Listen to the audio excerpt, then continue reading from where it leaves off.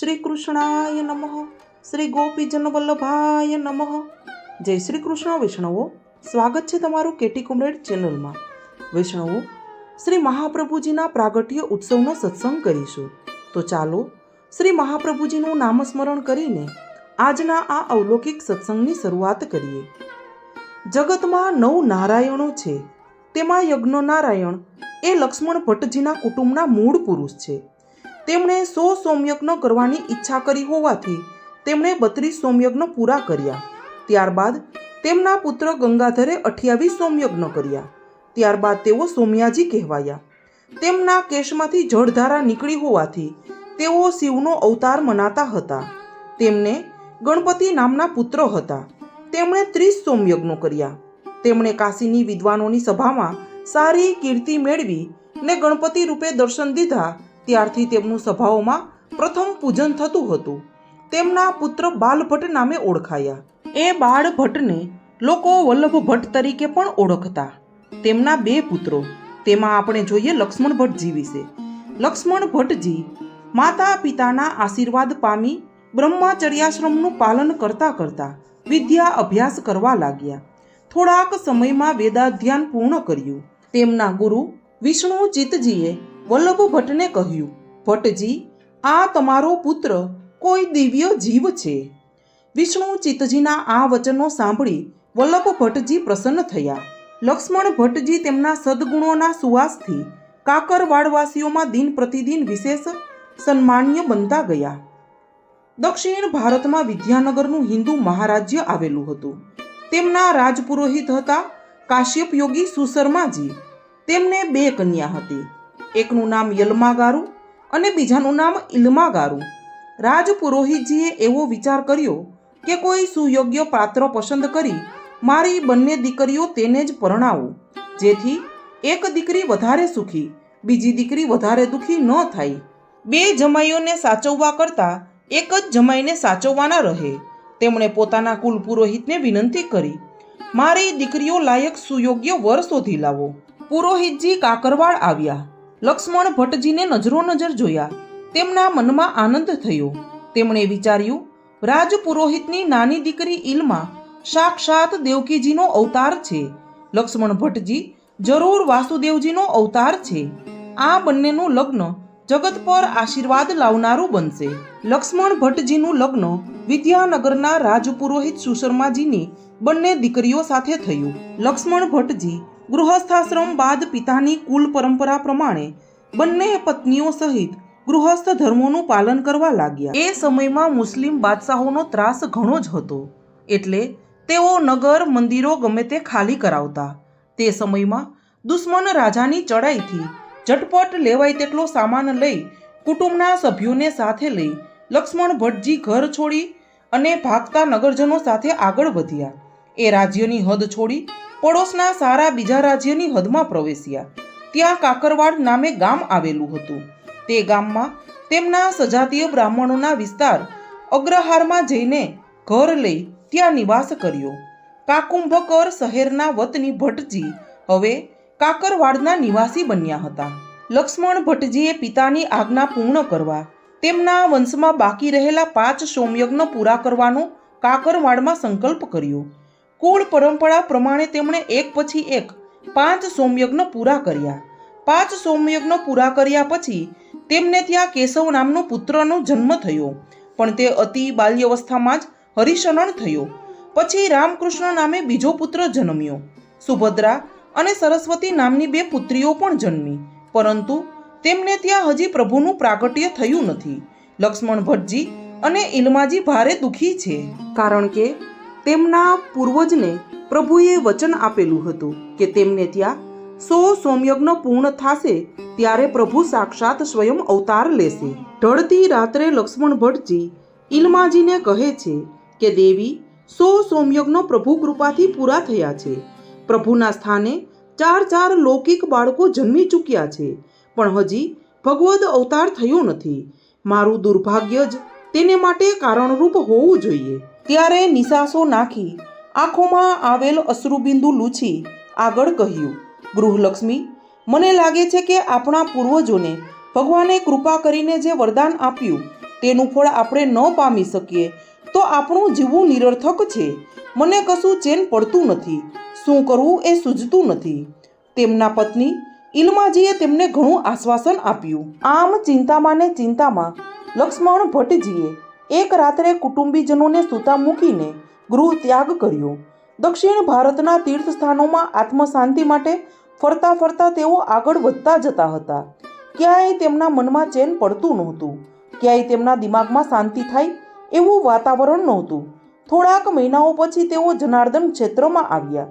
ત્યાં વનના એકાંત પ્રદેશમાં એક નાની સરખી પર્ણકુટીમાં એક વિદ્વાન સંન્યાસીને તપ કરતા જોયા. તેમના મુખ ઉપર દિવ્ય તેજ હતું. આવા મહાભક્તના ચરણોમાં લક્ષ્મણ ભટ્ટજીનું માથું નમી પડ્યું.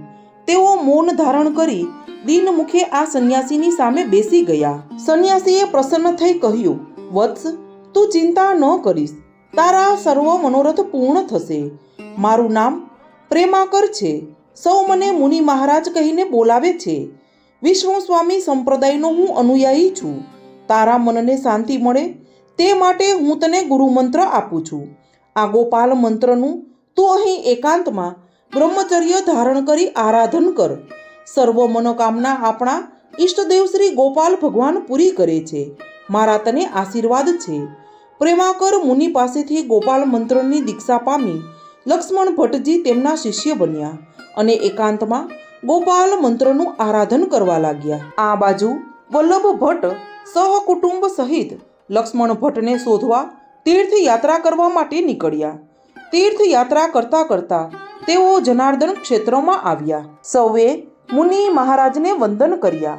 એટલામાં જ બ્રહ્મચારીના વેશથી શોભતા યુવાન લક્ષ્મણ ભટ્ટજી વનમાંથી કંદમૂળ વીણી પાછા આવ્યા. લક્ષ્મણ ભટ્ટ અને તેનું સહકુટુંબ એકબીજાને ભાવવિભોર બની ગળે મળ્યા. ગુરુની આજ્ઞા પ્રમાણે લક્ષ્મણ ભટ્ટજીએ માતા પિતા અને સર્વે કુટુંબના ચરણોમાં વંદન કર્યા.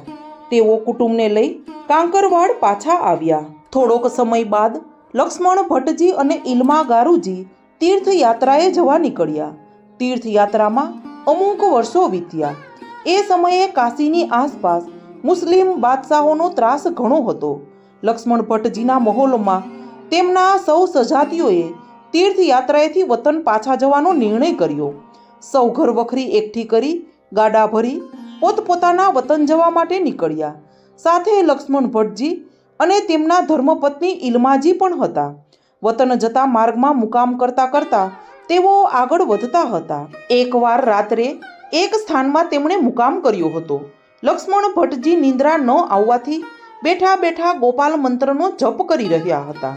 ત્યારે ઇલમાજીએ લજ્જિત વદને વાત કરી, પ્રભુ, મને લાગે છે કે આપણું ઈચ્છિત આપણને હવે પ્રાપ્ત થશે. આપણી ગોદમાં બાલકૃષ્ણ ખેલશે. એવા દિવસો પ્રભુની કૃપાથી નજદીક આવતા લાગે છે. આ સાંભળી લક્ષ્મણ ભટ્ટજી ખૂબ હરખાયા. તેમણે કહ્યું, દેવી, ચાલો, પ્રભુએ આપણી લાજ રાખી. આપણા પૂર્વજોનું સપનું પૂર્ણ થશે. લક્ષ્મણ ભટ્ટજી અને ઇલમાજી આમ વાતો કરતા કરતા સૂઈ ગયા. રાત ઢળતી જતી હતી.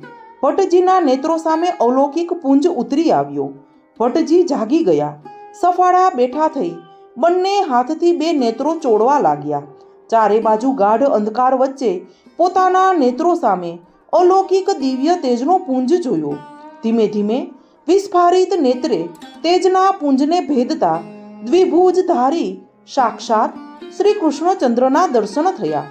પિતાંબર અને મોર મુકુટથી શોભતા એ શ્રી મુરલી મનોહરના સાક્ષાત દર્શને ભટ્ટજીનું મસ્તક તેમના ચરણોમાં ઝૂકી ગયું.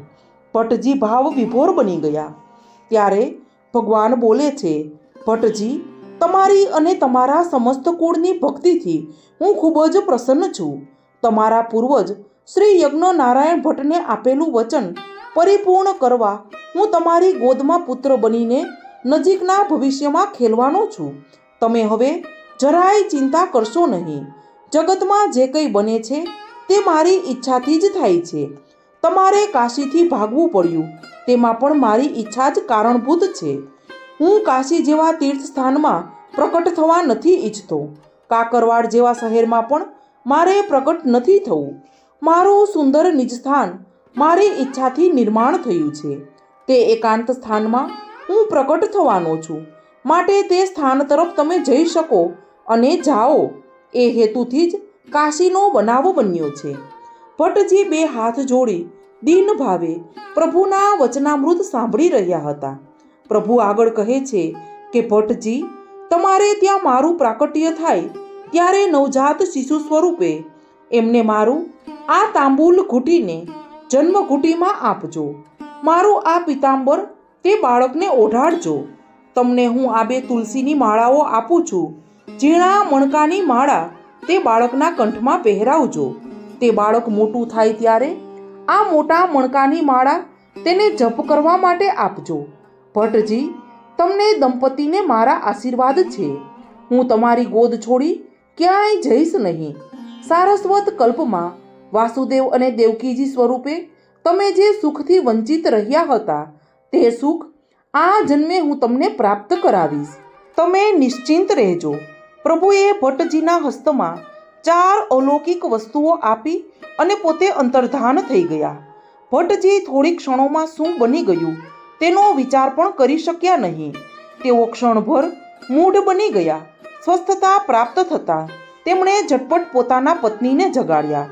બનેલ બનાવ સવિગત કહી સંભળાવ્યો. પોતાના હાથમાં રહેલ 4 દિવ્ય વસ્તુઓ ઈલમાજીના હાથમાં પધરાવી.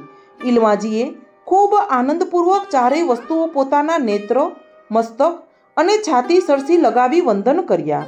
ભટ્ટજીએ આ 4 દિવ્ય વસ્તુઓને પોતાના ઉપરણામાં બાંધી લીધી.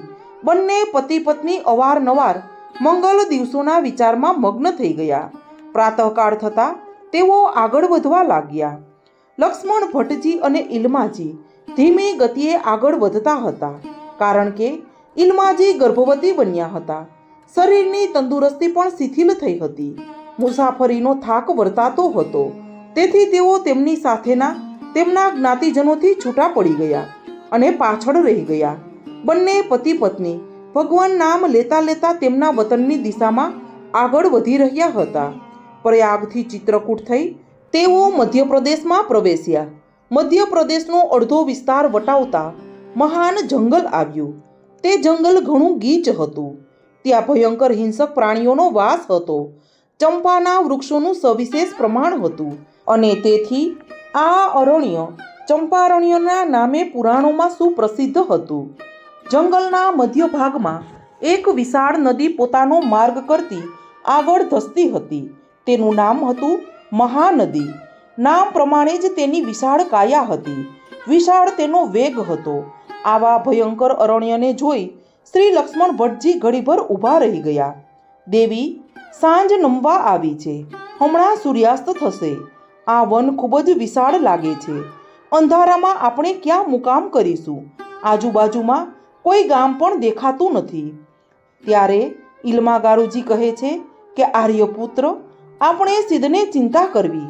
આપણા સ્વજનોથી પ્રભુએ આપણને વિખૂટા પાડ્યા છે. આપણને આ માર્ગે ચલાવનારા પણ પ્રભુ જ છે. તમે જે દિવસે માર્ગમાં પ્રભુના દર્શન પામ્યા તે દિવસે જ મને ભગવદ આજ્ઞા સંભળાવી હતી. તે ભૂલી ગયા? પ્રભુએ પોતાના પ્રાકટ્ય માટેનું નિજ સ્થાન પ્રકટ કર્યું છે. તે એકાંત સ્થળ છે એવી ભગવદ આજ્ઞા થઈ હતી. આ સ્થળના દર્શન કરતાં મને લાગે છે કે તે આ જ સ્થાન હોવું જોઈએ. આપણે ડરવાની જરૂર નથી. આપણે માથે એ મુરલી મનોહર બિરાજે છે. તેઓ જરૂર આપણું રક્ષણ કરશે. પ્રભુ સર્વ કરવાને સમર્થ છે, માટે નિશ્ચિંત બની આગળ વધીએ. હવે કોઈ બીજો ઈલાજ દેખાતો નથી. આમ શ્રી લક્ષ્મણ ભટ્ટજી ઈલમાજીની વાત સાથે સંમત થયા. બંને આગળ વધી રહ્યા છે. એક વિશાળ વૃક્ષની છાયામાં તેમણે મુકામ કર્યો. આખા દિવસની પદયાત્રાનો થાક ઉતારવા તે દંપતી પગ લંબાવીને બેઠા હતા. બંનેના મુખમાંથી પ્રભુના નામનો જપ નીકળ્યા કરતો હતો. થોડોક સમય વીત્યો. ઈલમાજીના મુખ પર વેદનાની રેખાઓ વધવા માંડી હતી. ગાઢ અંધકારમાં કોઈ પરસ્પરના મુખ જોઈ શકે તેમ નહોતું. ઈલમાજીના મુખમાંથી નીકળતો મંત્રસ્વર અટકી ગયો. તેમણે વેદનાથી કણસતા સ્વરે ભટ્ટજીને પૂછ્યું, આજે ચૈત્ર માસની કૃષ્ણ દશમી છે ને? ત્યારે લક્ષ્મણ ભટ્ટજીએ કહ્યું કે હા દેવી. ત્યારે ઈલમા ગારુજી કહે છે કે દેવ, મને પુષ્કળ પીડા થાય છે. ગર્ભસ્રાવની પીડા જેવી આ પીડા છે. હજી તો ગર્ભ ધારણ કરીએ 7મો માસ છે. આવી પીડા આ કસમયે કેમ થતી હશે? મારાથી આ પીડા હવે સહન થતી નથી. મને લાગે છે કે કસમયે ગર્ભસ્રાવ થઈ જશે. લક્ષ્મણ ભટ્ટજી આ વાત સાંભળતા અવાચક થઈ ગયા. ઈલમાજીને સહાય કરે તેવું તો ત્યાં કોઈ હતું નહીં. ઈલમાજી બોલ્યા, દેવ, તમે મારી ફિકર ન કરશો. પ્રભુને ગમે તે ખરું. તમે અહીં જ બેસો, હું જરાશયના કિનારે જઈ આવું. જરૂર ગર્ભસ્રાવ થઈ જશે.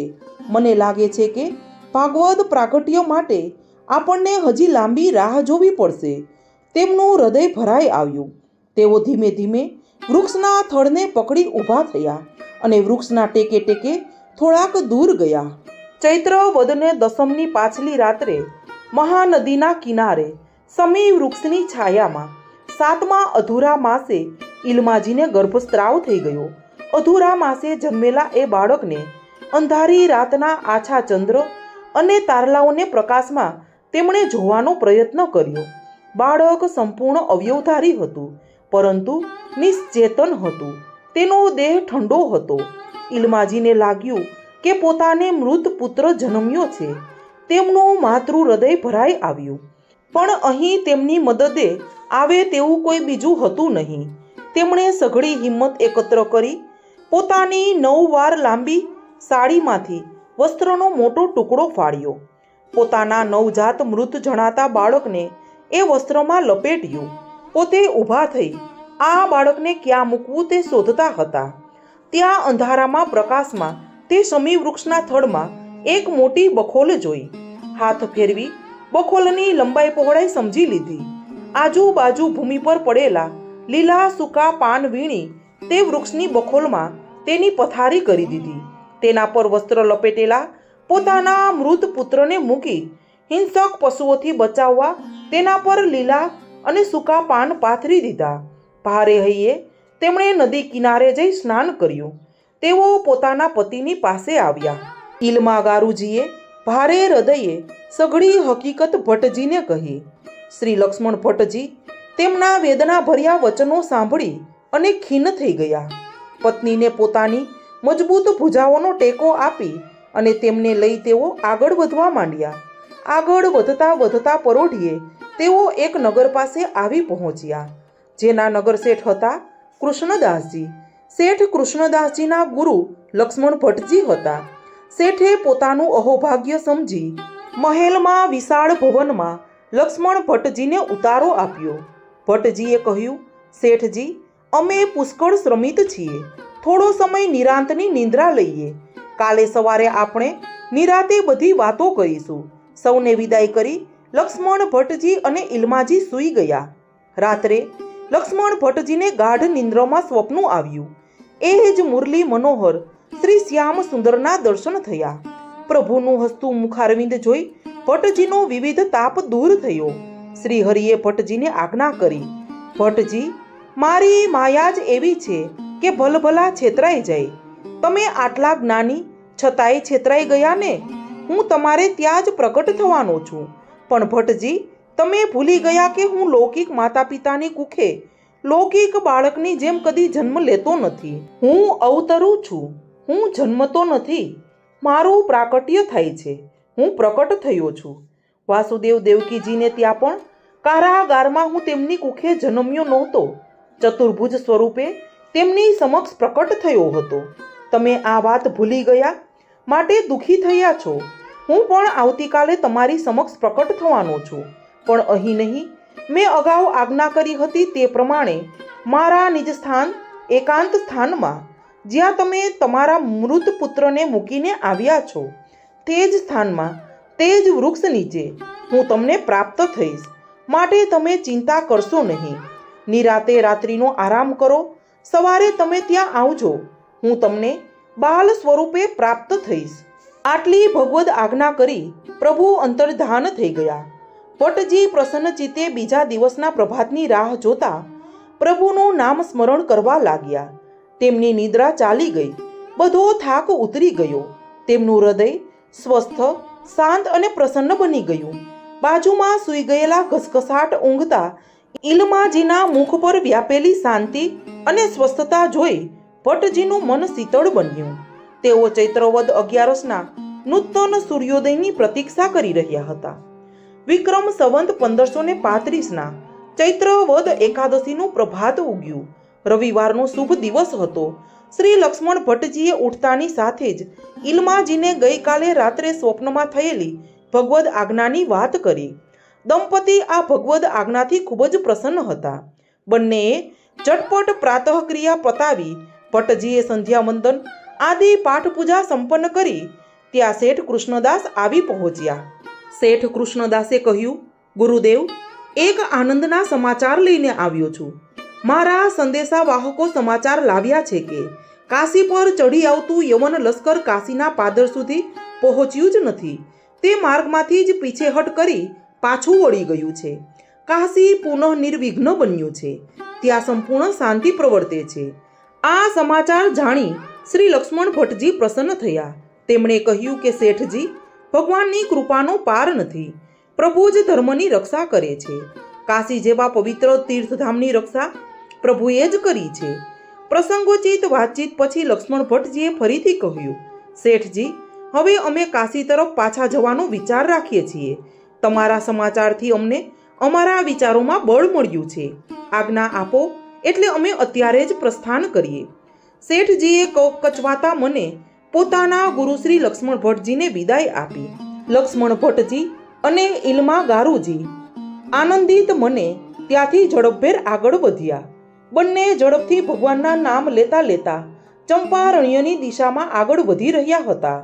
વાતો કરતા કરતા ભગવાન નામ લેતા લેતા બંને ચંપારણ્યની નજીક પહોંચ્યા. રાત્રે ધ્રુવના તારાની મદદથી જોયેલો દિશાના અણસારે બંને આગળ વધતા હતા. ત્યાં મહાનદીના દર્શન થયા. બંનેના હૃદય આનંદથી ઉછળી પડ્યા. પતિ પત્નીએ સજોડે મહાનદીમાં સ્નાન કર્યું. પોતાની પાસેના વસ્ત્રોમાંથી સુંદરમાં સુંદર વસ્ત્રો પરિધાન કર્યા અને બંને તે તટપ્રદેશની વનરાજીમાં રાત્રે ગર્ભને મૂકેલી સમી વૃક્ષની શોધમાં ફરવા લાગ્યા. ફરતા ફરતા 200 ડગલા દૂર અગ્નિનો મોટો તેજપુંજ જોયો. તેમને નવાઈ લાગી. અહીં આ વિકટ વનમાં જ્યાં ભાગ્યે જ કોઈ મનુષ્ય આવે ત્યાં આવો મોટો અગ્નિનો પુંજ કોણે રચ્યો હશે? લક્ષ્મણ ભટ્ટજીએ કહ્યું, દેવી, કોઈ તપસ્વીની આ યજ્ઞવેદી નથી લાગતી? યજ્ઞવેદીનો અગ્નિ આટલો પ્રબળ ન હોય. દેવ, હિંસક પશુઓથી બચવા તો આ અગ્નિ કોઈએ નહીં સળગાવ્યો હોય ને? ઈલમા ગારુજીને પણ આવો પ્રશ્ન થયો. ત્યારે લક્ષ્મણ ભટ્ટજી કહે છે, ના દેવી, હિંસક પશુઓથી બચવા દિવસે કોઈ તાપણું ન સળગાવે. તાપણું તો રાત્રે જ ઉપયોગી હોય. જરૂર અહીં કંઈક જુદી જ પરિસ્થિતિ જણાય છે. દેવી, જુઓ, સૂર્યદેવ માથે આવવાની તૈયારીમાં છે. ચૈત્ર વદના અંતિમ દિવસો છે. અત્યારે સખત ગરમી પડવી જોઈએ. આકાશમાંથી અગ્નિ વર્ષા થવી જોઈએ. તેના સ્થાને અહીં તો શીતળતા જણાય છે. શ્રી લક્ષ્મણ ભટ્ટજી અને ઈલમાજીએ આતુર નયને અગ્નિની દિશામાં પગ ઉપાડ્યા. જેમ જેમ નજીક જતા ગયા તેમ તેમ અગ્નિની દિવ્યતા વધુને વધુ જણાતી ગઈ. તેઓ અગ્નિની તદ્દન નજીક આવી પહોંચ્યા. જુએ છે તો 40 હાથના ચોરસ વિસ્તારમાં અગ્નિનો એક દિવ્ય કુંડ રચાઈ ગયો છે. ત્યારે લક્ષ્મણ ભટ્ટજી પણ આતુર થઈને કહે છે, દેવી, પ્રભુ બાળક બનીને આપણે ત્યાં પધાર્યા છે. તમારી વાત તદ્દન સાચી છે. એ આપણો પુત્ર છે, પણ સાક્ષાત પરમાત્મા છે. એ વાત કદી ભૂલશો નહીં. જુઓ, એ બાળકના ધ્યાનથી દર્શન કરો. તેના મસ્તક ઉપર શ્યામ સુંદર વાકડિયા કેસ હવામાં કેવા ઉડી રહ્યા છે. તેનું વિશાળ લલાટ દિવ્ય તેજથી શોભી રહ્યું છે. લલાટ ઉપર કસ્તુરીનું તિલક શોભે છે. તેના દેહનો આછો મેઘશ્યામ વર્ણ અગ્નિ શિખાઓમાં કેવો દીપી રહ્યો છે. તેના કમળ લોચન નેત્રોમાં પ્રેમનો સાગર ઘૂઘવી રહ્યો છે. તેના કપોલ પરના ખંજન, તીક્ષ્ણ નાસિકા, પરવાળા જેવા અધરોષ્ઠ અને આખાએ મુખ પર વ્યાપેલો પરમાનંદ કેટલો બધો મોહક છે. નિરાવરણ રસઘન સ્વરૂપનું દર્શન કેટલું આહલાદક છે. દેવી, પ્રભુએ આજે આ નેત્રોને બીજી વાર સ્નાત કર્યા છે. વસુદેવજીને કંસના કારાગારમાં ચતુર્ભુજ રૂપે દર્શન આપી બાલ સ્વરૂપે દર્શન આપ્યા હતા. કાશીથી આવતા માર્ગમાં મને દ્વિભુજ મુરલી મનોહર સ્વરૂપે દર્શન આપેલા. આજે ફરીથી શ્રી બાલકૃષ્ણ સ્વરૂપે દર્શન આપી રહ્યા છે. કેવા કિલકિલાટ હસી રહ્યા છે. બે હાથ લાંબા કરી આપણને બોલાવી રહ્યા છે. ત્યારે ઇલમા ગારુજી કહે છે, આર્યપુત્ર, આ બાળક મારો જ છે. મારા હૃદયમાં માતૃ વાત્સલ્યની ભાવના ઉછળી રહી છે. મારા સ્તનમાંથી દૂધની ધારાઓ વહે છે. પણ ચોમેર વ્યાપેલા આ અગ્નિ વચ્ચે જઈને હું કેવી રીતે મારા લાલને છાતી સરસો ચાપું? ત્યારે લક્ષ્મણ ભટ્ટજી કહે છે, દેવી, કોની રાહ જુઓ છો? આ અગ્નિ તો દિવ્ય છે, લૌકિક નથી. પરમાત્માએ પોતાના સ્વરૂપને સમજાવવા માટે પ્રકટ કરેલો જણાય છે. એ લાલ તમારો છે, તો અગ્નિ જરૂર તમને માર્ગ આપશે. અગ્નિનો ભય ન રાખો. અગ્નિ તો પરમાત્માનું મુખ છે, એમ વેદ અને ઉપનિષદો કહે છે. માટે જાઓ, અગ્નિ જરૂર તમને માર્ગ આપશે. આપણા એ લાલને લઈ લો. ઇલમાજી એક પળની પણ રાહ જોયા વિના, અગ્નિની પરવા કર્યા વિના દોડ્યા. દિવ્ય અગ્નિ અંતર્ધાન થઈ ગયો. જઈને તેમને એ દિવ્ય બાળકને ઉંચકી લીધો. પોતાની છાતી સરસો ચાંપી લીધો. લઈને આવ્યા શ્રી લક્ષ્મણ ભટ્ટજીની પાસે. ભટ્ટજીએ પોતાની ગોદમાં એ દિવ્ય શિશુને ધારણ કરી તેમના દર્શન કરી વંદન કર્યું અને પોતાની છાતી સરસું ચાપી કહેવા લાગ્યા, દેવી, સાચે જ આપણે ત્યાં પ્રભુ પધાર્યા છે. બંને જણ આ આનંદની અનુભૂતિમાં ખોવાઈ ગયા. આકાશમાંથી દેવતાઓએ પુષ્પવૃષ્ટિ કરી. ગોલોકના ધ્યાન કક્ષમાં બિરાજેલા બ્રહ્મા વિષ્ણુ મહેશે સ્વચિત વચનો ઉચ્ચારીને આશીર્વાદ પાઠવ્યા. યમુનાજી અને નારદજીએ અંતરની શુભેચ્છાઓ વરસાવી અને ભગવાન શ્રી કૃષ્ણે તો મંદ મંદ સ્મિત રેલાવીને એટલું જ કહ્યું, તસ્માત સર્વાત્મના નિત્યમ શ્રી કૃષ્ણ શરણમ મમ. અને આમ વિક્રમ સંવંત 1535ના ચૈત્રવદ 11ને રવિવારના પવિત્ર દિને આર્યાવર્તના ચંપારણ્ય મધ્ય થયો શ્રી વલ્લભ અવતાર. 1535ના ચૈત્ર માસ મોજાર વરુથીની એકાદશી પવિત્રમ રવિવાર વૈશ્વાનર રૂપે પ્રભુ પ્રગટ્યા વિશ્વાધાર. ચંપારણ મધ્ય થયો શ્રી વલ્લભાવતાર. વૈષ્ણવો, આપણા શ્રી વલ્લભનું પ્રાગટ્ય આપણા જેવા દેવી જીવોના ઉદ્ધારાર્થે આપણા પર પરમ કૃપા વરસાવવા, આપને સેવાનું સુખ આપવા પ્રાગટ્ય થયું છે. તો બોલો શ્રી વલ્લભાધીશ કી જય. વૈષ્ણવો, આ અલૌકિક સત્સંગને અહીં શ્રી મહાપ્રભુજીના ચરણોમાં સમર્પિત કરીને પૂર્ણ કરીએ. વૈષ્ણવો, બોલવામાં કંઈ ક્ષતિ રહી ગઈ હોય, કંઈ ભૂલ થઈ હોય તો સર્વે વૈષ્ણવોની માફી માંગુ છું. સર્વે વૈષ્ણવોને મારા જય શ્રી કૃષ્ણ.